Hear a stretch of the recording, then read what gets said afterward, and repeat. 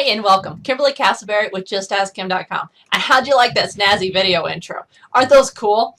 That's something my team and I are now putting together. So if you'd like to pick up one for yourself, they are available at JustAskKim.com/video-intro.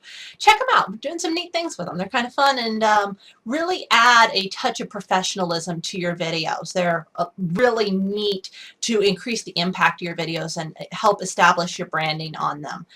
In big news today, well, the last couple days, we're kind of getting a feel for the new Google Link Disavow tool. And some people are incredibly excited about this, and most people are notably nervous. Okay, the Google Link Disavow tool allows any site that has taken a penalty for poor quality links pointing to it, this new negative SEO thing that we've been talking about recently. If your site has poor quality links pointing to it, either because a competitor has spammed you with poor quality links, or because you've been doing automation stuff or been purchasing SEO through Fiverr, the Link Disavow tool will allow you to disavow those links. Pardon the thunder out there. We're getting some much needed rain here in the heartland of the USA, and it's threatening to blow me away, I suppose, but nothing too interesting out there. The thing about this that you have to understand is that it seems like something you should rush and go do something about, but everybody is pretty much of the agreement that unless you bought spammy SEO, unless you purchased a bunch of SEO through Fiverr, unless you have done automation, unless you have blasted URLs, unless you have done automation campaigns, you need to not touch this, okay? And even if you've done those things, Matt Cutts from Google strictly recommends that you go and try to get those links removed manually first. Okay, so what is Matt hinting at? Matt's hinting at the fact that, one, not only are they not going to remove the URLs immediately, meaning this is not an automated system, but by them saying that it will be several weeks before the URLs will be removed from consideration, then that tells us that this may submit your site to a manual review. That is likely not to be a good thing. Okay, at this point, most people are not coming through a manual review favorably when it is those kind of links incoming. So the people that most need to go use this tool are the people who have received warning notices in their dashboard that link quality is poor, that there are certain links, and have already identified those links. Okay, here's the thing. You don't want to disavow the wrong links because then you're shooting yourself in your foot. But if you've done spammy stuff, if you've gotten notices from Google, if you've been really hit by all the last couple updates, then this is something you want to go look at. Me personally, there was a set of changes that went through about 2 weeks ago, and they brought through the exact match domain penalties, and they brought through Penguin 20 or Penguin version 20. And those are not really what's being talked about here.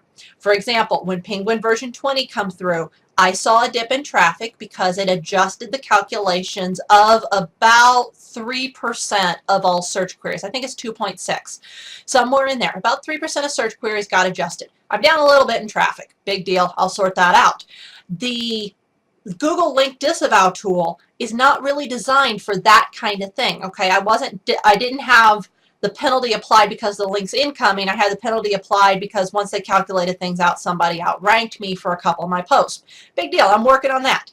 But I want you to understand that that says that not everybody should jump on this disavow tool. Now, if you've done a bunch of automation, if you've generated a lot of crap out there, believe it or not, you cannot get your SEO through Fiverr anymore. That is bad deals. You cannot do these link rings. You cannot do link farms. You cannot do cheap spun articles. You can't do it. Google's on to all of that. So you've got to be really careful about your SEO. First of all, you need to be blogging smart. You need to be writing good content. You need to be writing for your reader, and to some degree ignoring SEO. You need to understand the foundation. You need to understand the basics of using some keywords and having a little structure and having frequency of posting and being involved and building your network and getting an activity score and getting activity in the social arena. You need to be doing all of that good stuff, okay? But you need to not be buying into all this get rich quick, build your SEO, pay us $10, that kind of stuff. One thing, however, it sounds a little contradictory to this, but it's important, is that if you have taken a penalty, that the important thing to do is to be building good SEO, okay? Not so much to be disavowing links, but to start building good SEO. When you put healthy quality links incoming, it's really going to help you. When you put a smart SEO campaign in place, it's really going to help you. Okay, now you might have remembered that I said that I was working with James Schramko's team through LiveJam to get some SEO done for my site. That actually, fortunately, was not already done.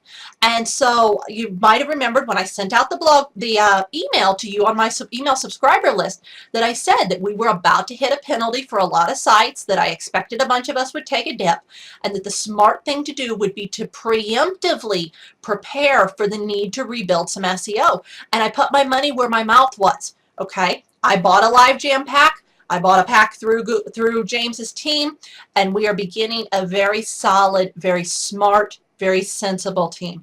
It's not a package that's going to do miracles. There's no such thing as miracles anymore, but it's a very solid foundation. And I'll come back over the next year and I'll buy several more of these packages to round out my appearance in the SEO world, to complement what I do in social. Okay, I found that my key terms weren't a lot of fun to write for, and that's kind of putting it mildly. I like writing blog posts, but they weren't fun to write the keyword focused ones. So I let his team do that, and they did brilliant.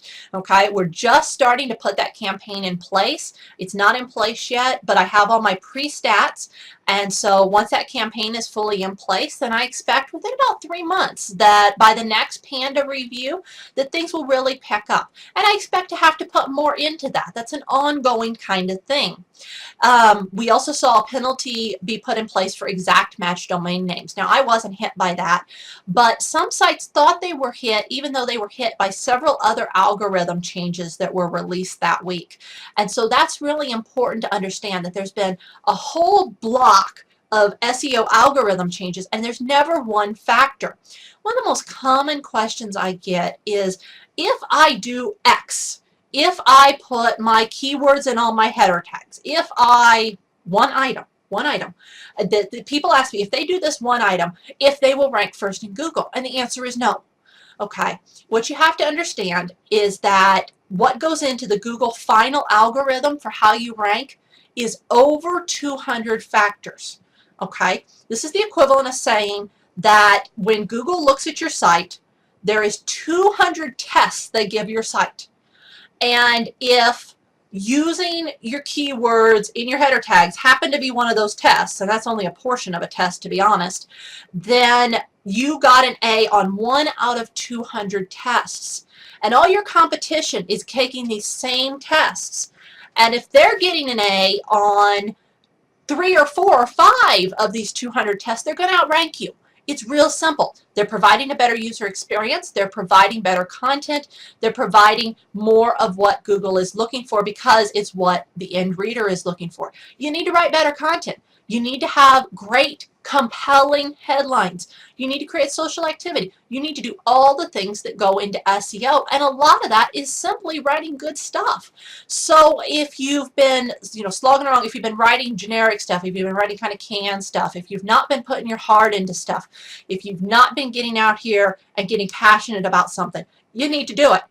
You also need to write some stuff that is focused on the things that your readers are looking for. Not just the stuff you always want to write, but think about who your reader is, and think about who your target market is, and figure out what they are looking for in the search engine, and try to pull people in through that. And that takes a little work, it does, but it's the way we build, and it's the way you get smart traffic, and it's the way you get traffic that's going to convert into buyers.